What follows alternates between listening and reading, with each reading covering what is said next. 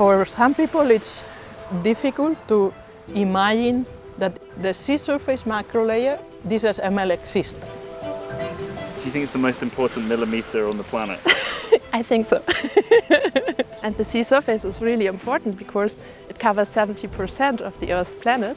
It's like the skin of the ocean. It's key because if you want to pass from the ocean to the atmosphere or the other way around, you need to go through this skin. Gas and heat and energy transfers have to go through it. There's no way to go around it. It's not static, it's always interacting with the atmosphere but also with the underlying bulk water. As a biochemical reactor, producing unique organic molecules, recycling organic matter, being the basis of a unique microbial community. There's two types of SML. There's a visible SML and invisible SML.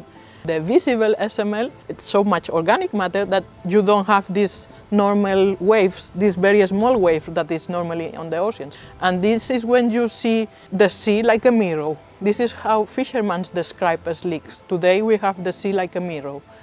The sea surface macro layer, once you know, you see it and you say, oh, I see it my whole life. And actually they are beautiful, very beautiful. An invisible SML. We kind of can't see it, but you can sample it. And then we can gather data out of what's happening in this very, very thin layer on top of the water.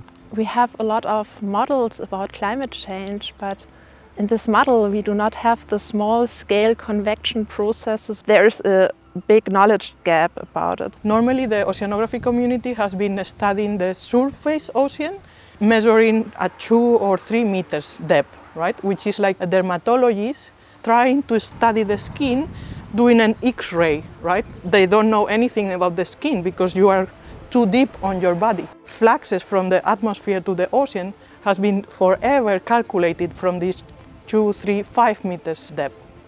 And this is what we want to improve. The SML, it's a very, very specific condition in that habitat, and you have these communities which stick to that and which you don't really find below. I just read that until now, but now I'm seeing it.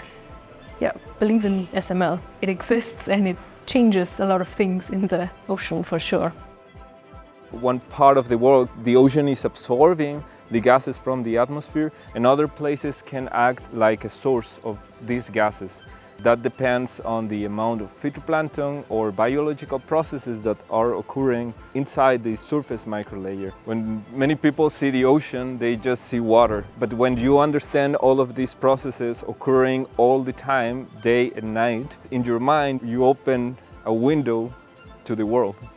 In 2024, in the summer, we will also have a big cruise, we call it, to really run all these methods that we are testing now. We want to use this knowledge to explain what we observe in the field. The fun part of studying the surface microlayer is that you have the opportunity to explore the ocean. That way we can make that all-encompassing study of the seawater microlayer that everyone is so excited about.